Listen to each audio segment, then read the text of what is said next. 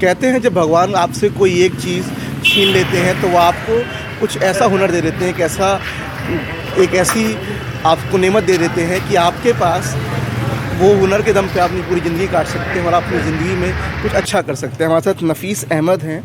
नफ़ीस जी बचपन से दृष्टिबाधित हैं, देख नहीं सकते हैं, लेकिन इसके बावजूद सिलाई मशीन जो कि पहले चला करती थी, आज भी कई जगहों पे चलती है, बहुत बारीक जिसमें पीसेज होते हैं, बहुत बारीक उसमें अंदर काम मशीनों का हिस्सा होता है, उसको ठीक करने का काम करते हैं। नफ़ीस जी ये बताइए, जो आपकी दृष्टि बाधित हुई कब से आप नहीं देख पा रहे हैं? पैदाशी है।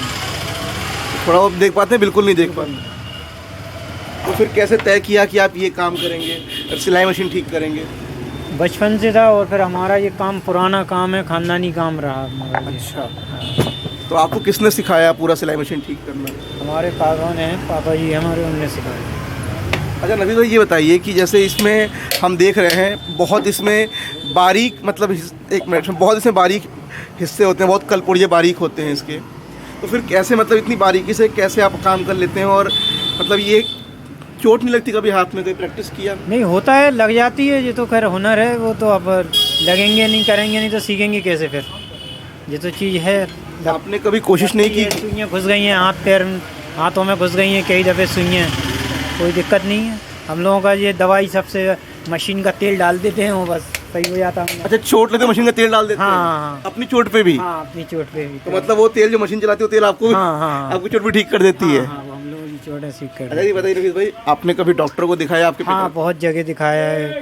डॉक्टर ने क्या बोला? कि विदेश से भी डॉक्टर आ चुके थे, भोपाल गैस कांड हुआ था जब, उस टाइम भी आए थे विदेश से डॉक्टर, जब भी चेकअप कराया था, मगर कोई रीज़न नहीं निकला उसका। उन्होंने कुछ नहीं बोला, मतलब आँख ठीक? हाँ, नहीं हो पाएगा, उनने पैदाशी है, उनने कोई वो नहीं है। तो अब क्या मतलब आप ये उम्मीद रखते हैं कि जैसे नेत्र अगर दूसरे किसी आँखें लग जाए तो ठीक हो जाएंगे? नहीं, नहीं होगा, वो भी जांच करा चुके हम।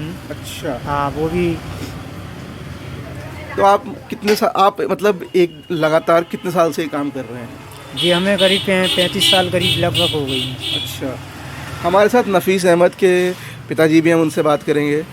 और जी बताइए, आपके पुत्र की बचपन से नेत्रहीन है, आँखें नहीं है जी, तो आज इतना हुनरमंद काम करते हैं, कैसे देखते हैं आप इस चीज़ को? चक्कर क्या होता है, पहले ये आ जाते थे, बैठ जाते थे दुकान पे, और फिर दुकान में बैठ के आगे देख खोला मूली करते थे पेचकस इचकस से।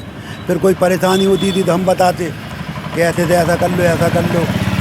और हमारा बाईपास हुई है तो उस टाइम कम से कम 6 महीने अकेले दुकान चलाई, पूरी 6 महीने अकेले दुकान चलाई इनने। और अभी भी कभी हमारी तबीयत गड़बड़ हो जाती, भाई ये छोटा एक, वो भी अभी चला गया, नहीं तो वो भी अपने साथ इनके बैठता है।